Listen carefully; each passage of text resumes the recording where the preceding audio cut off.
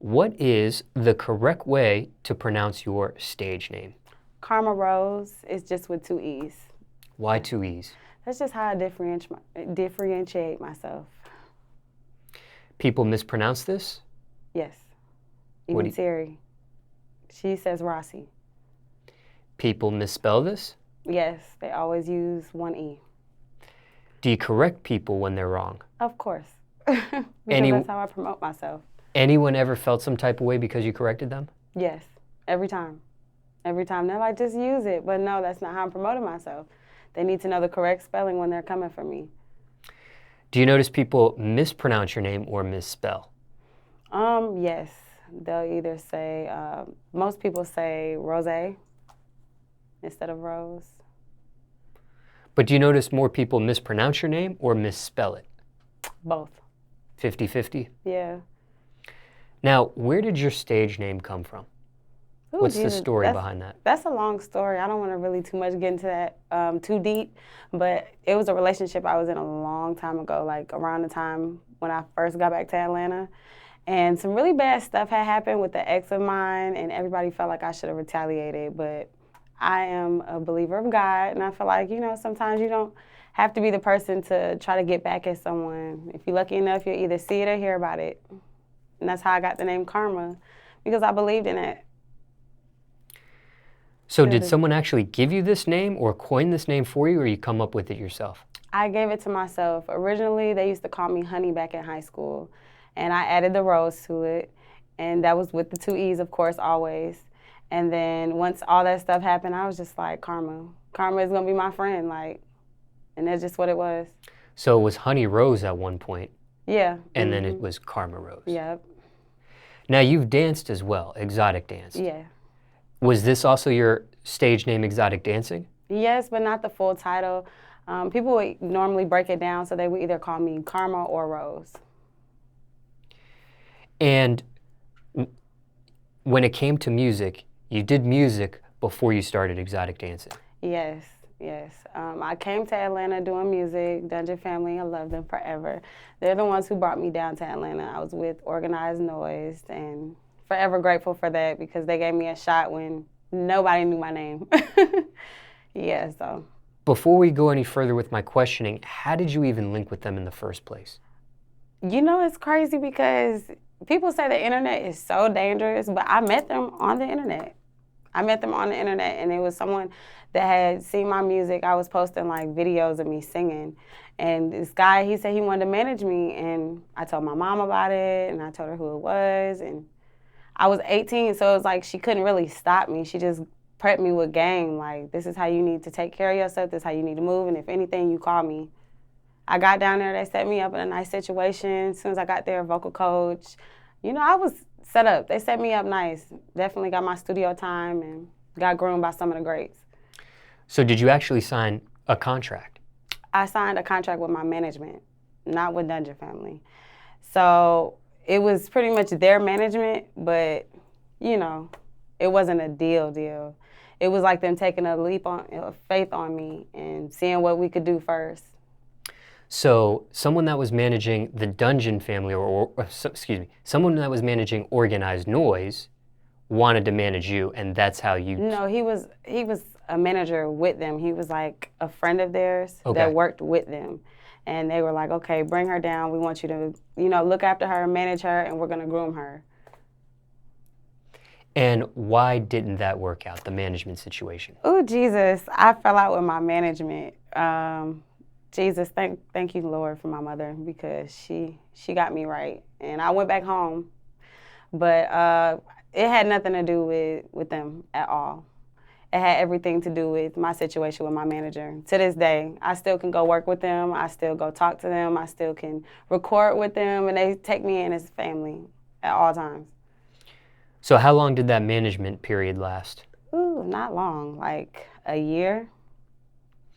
And did the contract expire, or? No, my mom's smart and she got me out. How long was it for? Because originally? he was kind of unprofessional himself, the way he acted, because he had personal background issues going on. So it was like he wasn't really able to focus like he was supposed to, get me places I needed to be when they needed me to be there. And it was like it was really affecting me. Because it's like, okay, I'm down here. I don't know nobody. They had me set up in Gwinnett. So the first place I came to was Gwinnett, far as hell. And I couldn't get to the studio by myself. I didn't have a car. There wasn't really no Uber, Lyft situation going on at the time. That was years ago. So, yeah. My mom, she just got me out. I went home, and I just gave up on it. So how did you tell this manager you wanted things to end?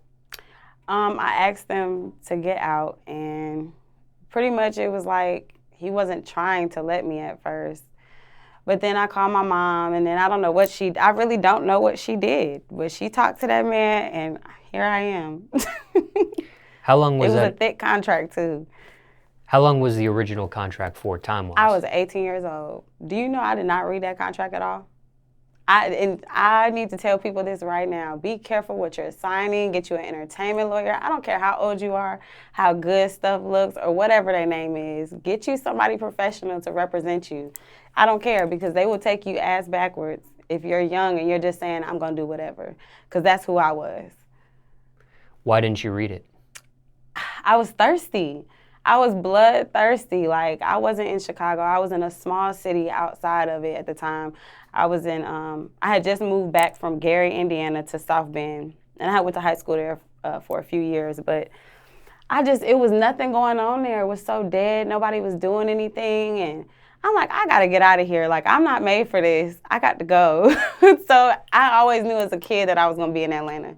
I always said that, and here I am. This is where I'm supposed to be. What high school was this? I went to Lew Wallace in Gary, Indiana, and then I went to John Adams in South Bend, Indiana. And why two different schools? Oh, Jesus.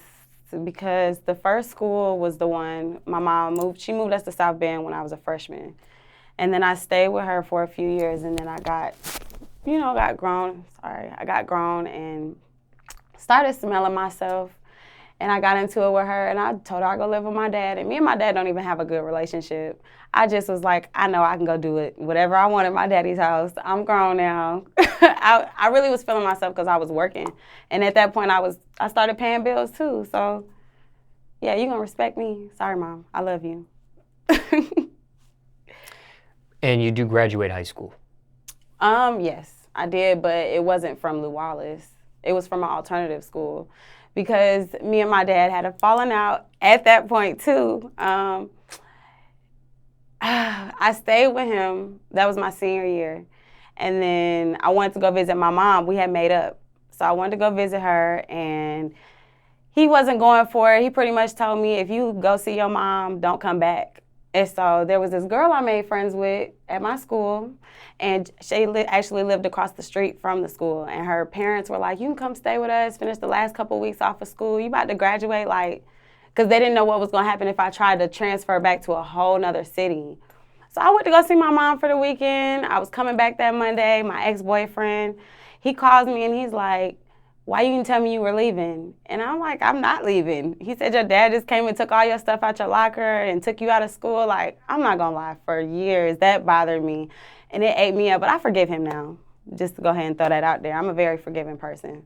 But yes, so I had to graduate from alternative school to get my diploma because they wouldn't let me back in my original school at John Adams.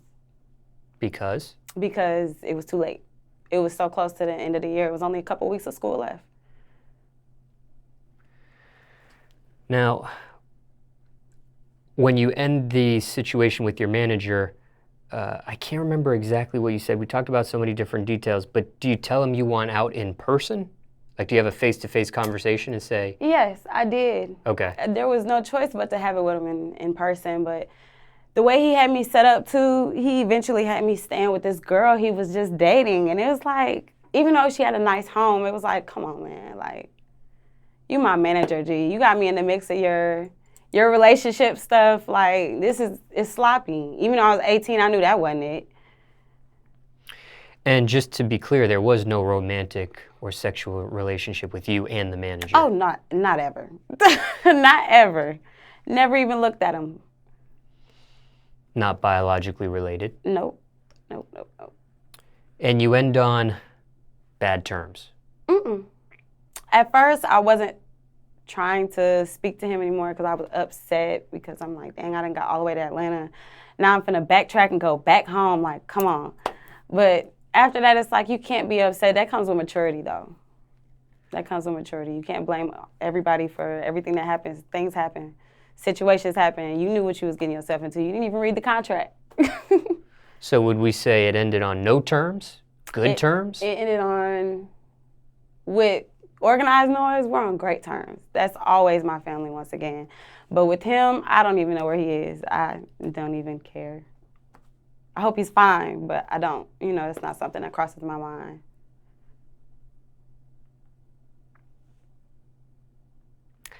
You reference God here in this segment so far.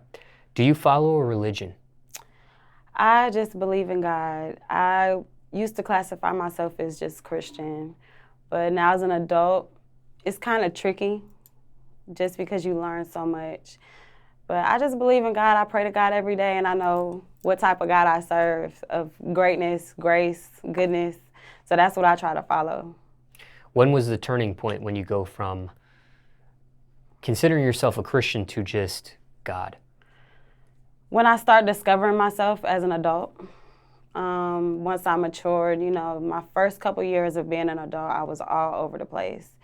And I always kept God first, no matter what. I still prayed to him, no matter what I was doing. But it really came to a point where I started wanting to woman up, better myself, and learn more. So I started listening more and shutting up more when people would say things to me. And, you know, you just pick apart certain things you hear and certain things you read up on. Care to share what age this was? That I started maturing? Well, about 23.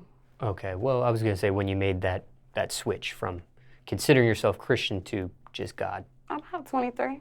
About 23, and it's just hard to label yourself like that. You know, there's people that say they're Christian, they're Baptist, they're Buddhist, whatever they want to claim themselves to be, but just everybody, we're all pretty much following, if you're following a good God, then it's pretty much almost the same. And when you considered yourself a Christian, was that the way you were raised, or was that something you chose? That was the way I was raised. I was born and raised in the church. My great-grandmother, my grandmother, my mom, and everybody above that, everybody around it too. And were they raising you under a certain denomination of Christianity? Not really.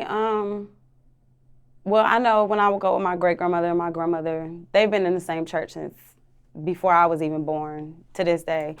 And my mom, that was something that I chose to do when I started getting older. She actually had stopped going to church for a while because she was working so much trying to take care of me and my brothers.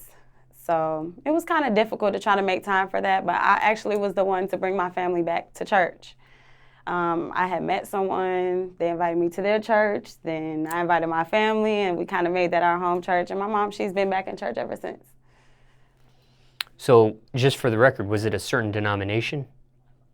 Not that I'm aware of, honestly. I never really paid attention to that, if you want to be honest. I didn't pay attention to that. And do you know what denomination grandmother and great-grandmother? Can't call it. Okay.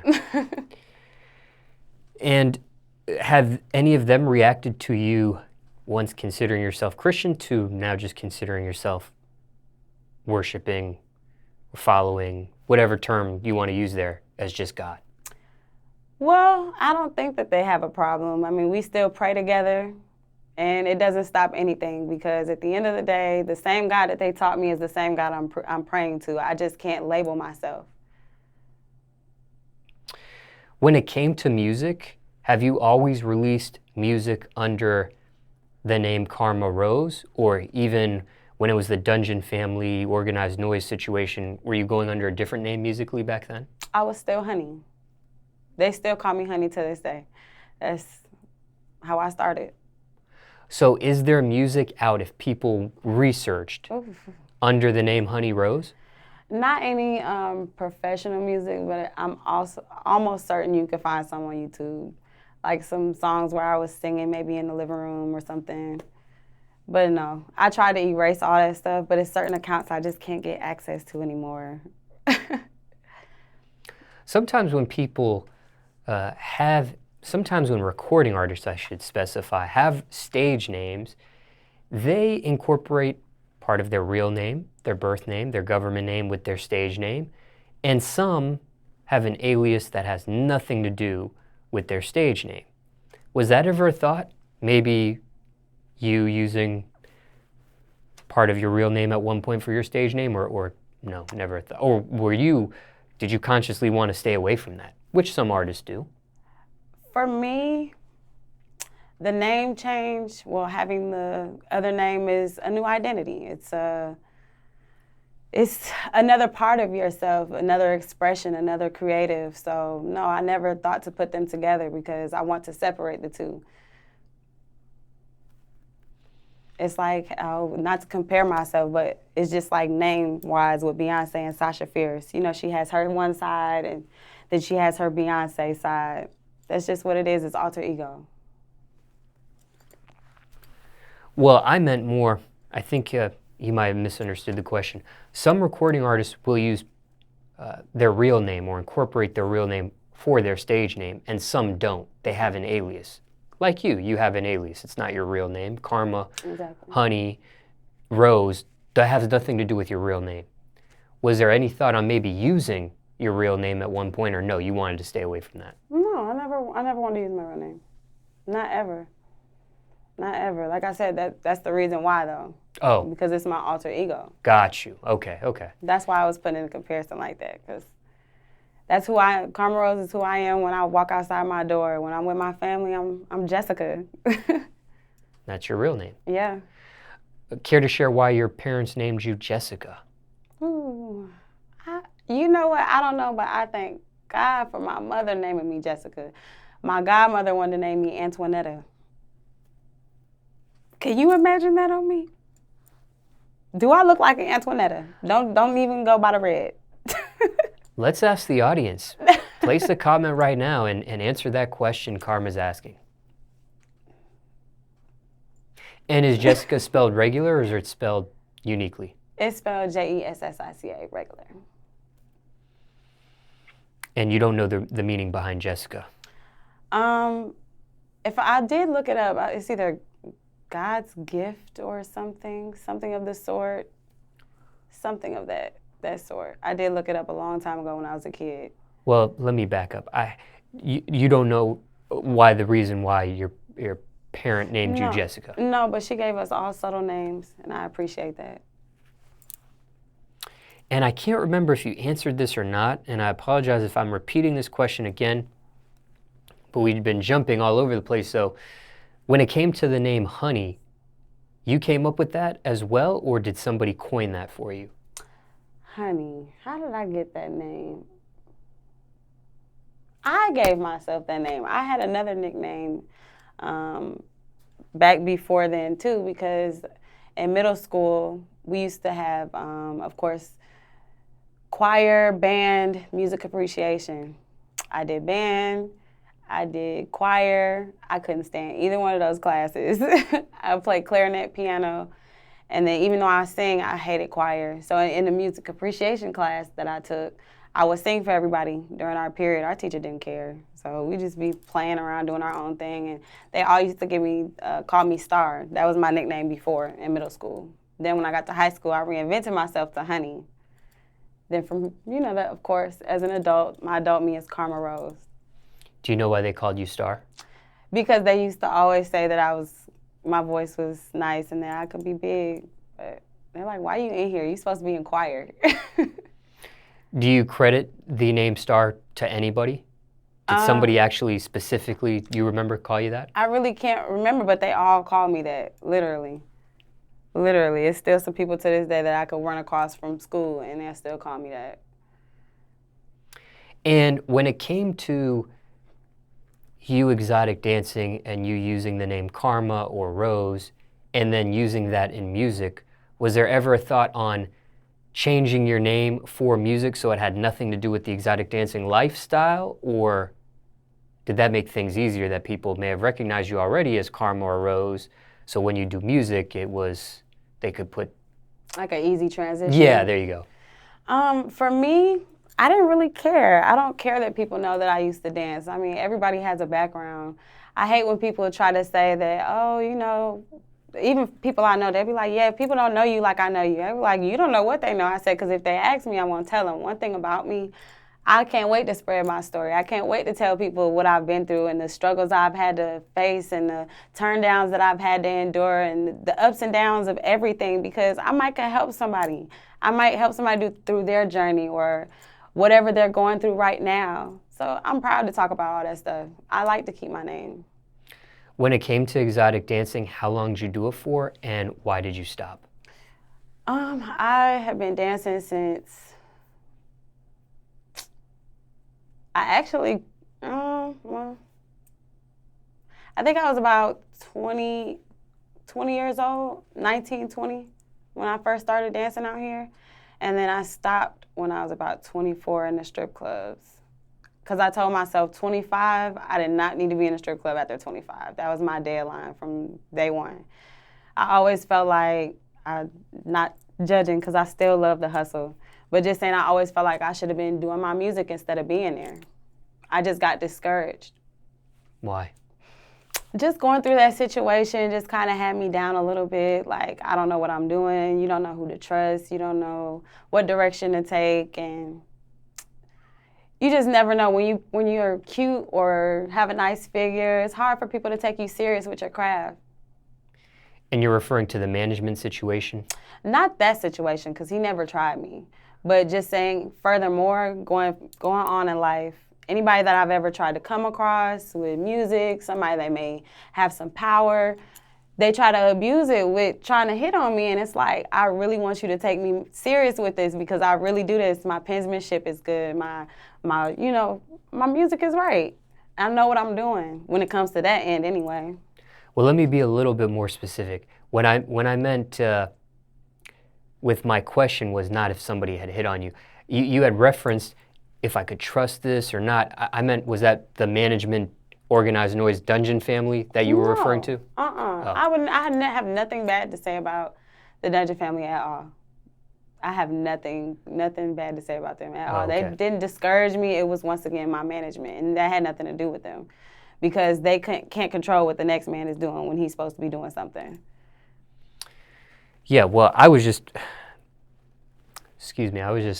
putting it all together. But No, I was I get referring to you. that. I was referring to that management situation. Really, was that what you meant by you were discouraged? Yeah, that's what I'm saying. That's not it. Oh, That's not why I was discouraged. I'm saying going further, when you try to tell people about your music or try to let them know what you have going on or what you can do, then they don't take you too much serious because you're just a cute face or because you are a dancer. So it's hard to separate the two. Even if you're just in there trying to make your money for whatever it's for, people are still going to see you how they see you. and clarify this for chronological purposes. The management, organized noise, dungeon family situation, that happened before the exotic dancing. Yeah. Okay. Mm-hmm. Yep, because I had... That started and ended before the exotic dancing. Yeah. Mm-hmm. Yep. They couldn't even believe it when I told them I was dancing.